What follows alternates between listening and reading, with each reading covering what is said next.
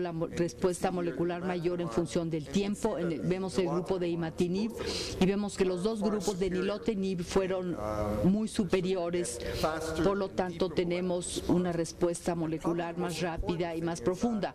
Probablemente lo más importante es que la diferencia que se observa a los 12 meses durante el seguimiento se sostiene, y esto es sumamente importante porque nos sugiere que esto se va a llevar a cabo en los años subsiguientes y deberemos tener los estudios actualizados para la reunión de ASH de este año. Esto contrasta con el uso de primera línea de imatinib 400 contra 800 miligramos, en que 800 miligramos nos da una respuesta más profunda y más rápida, pero con el tiempo las curvas convergieron y el estudio terminó siendo negativo para el objetivo clínico primario. La diferencia fue sostenible durante 24 meses para nilotinib. ¿Cuál es la diferencia entre más rápida y más profunda? Estos son los mismos datos, pero mostrados de manera diferente. Vemos los transcritos medios de BCR-ABL comparando el grupo control contra el grupo experimental. En promedio se logra la respuesta molecular mayor 12 meses o un año antes con nilotinib que con imatinib. Esto es importante porque actualmente la respuesta molecular mayor se considera con el punto más seguro al que se puede llegar si uno tiene LMC. Y el tránsito para lograr esto puede ser peligroso, y si pensamos en ello uno no está totalmente seguro sino hasta que logra la respuesta molecular mayor. Por lo tanto, lograr un adelanto de un año es algo muy importante.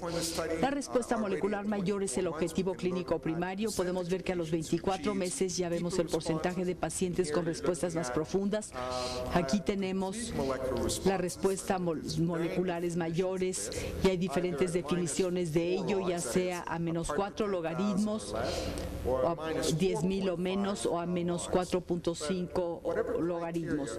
Pero independientemente del criterio que se utilice para definir la respuesta molecular completa, vemos que un número mayor de pacientes en el grupo de nilotinib la lograron. Esto es importante para el futuro. Sabemos que con imatinib, si uno tiene respuesta molecular completa y uno puede sostenerla durante 2 años o más, el 40% de estos pacientes pueden mantenerse en respuesta molecular completa después de haber retirado imatinib. Estamos desarrollando el concepto de que podemos suspender los TKIs en algunos pacientes, pero tienen que alcanzar estas respuestas muy profundas y tienen que poder sostenerlas. No todo el mundo que alcanza la respuesta molecular completa la sostiene. Creo que solo la mitad de los pacientes la puede sostener con imatinib. Lo interesante es que hay el potencial de lograr que un mayor número de pacientes estén en el rango en el que se pueda discontinuar el tratamiento. Esto es algo muy interesante para los años venideros. Si vemos el número de pacientes en términos de aquellos en quienes falló el tratamiento, de acuerdo con las guías de la Red Europea de Leucemia, vemos que hay una diferencia entre imatinib y los grupos de nilotinib. Menos pacientes fallaron el tratamiento en los grupos de nilotinib. Y desde luego que esta es la diapositiva que por sí sola es la más importante. Estamos viendo el número de pacientes del estudio a los 24 meses que habían transformado a fase acelerada o crisis blástica. Vemos que hubo 2 eventos en el grupo de imatinib y 2 o 3 en el grupo de nilotinib. Y esta es la diapositiva más importante porque, como ustedes saben, nadie muere de la LMC en fase crónica. La LMC se transforma y puede uno mantener. No podemos mantener a los pacientes vivos para siempre con hidroxiurea. El evento clave en la LMC es la transformación, y este es un resultado espectacular, el poder reducir la tasa de transformación, porque es la principal causa de la mortalidad debida a leucemia mieloide crónica. Si vemos la sobrevida general, de nuevo lo que podemos ver es que en términos de la mortalidad por LMC, LMC vemos una reducción, pero la sobrevida general todavía no logra una significación estadística y creo que tenemos que esperar todavía. Estoy convencido de que si vemos diferencias en las tasas de transformación, esto a la larga tiene que traducirse en diferencias en las tasas de mortalidad relacionadas con leucemia mieloide crónica.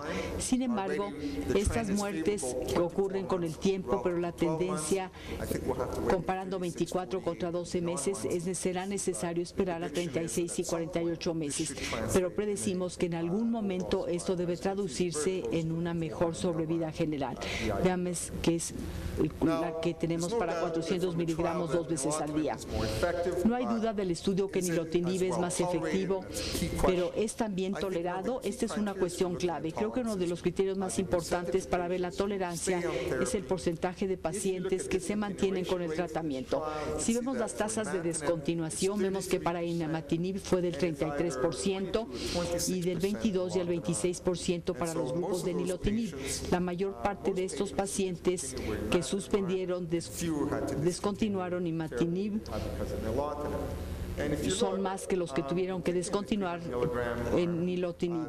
Si vemos este grupo de eventos adversos, vemos que hubo menos pacientes que descontinuaron por eventos adversos con nilotinib respecto a imatinib.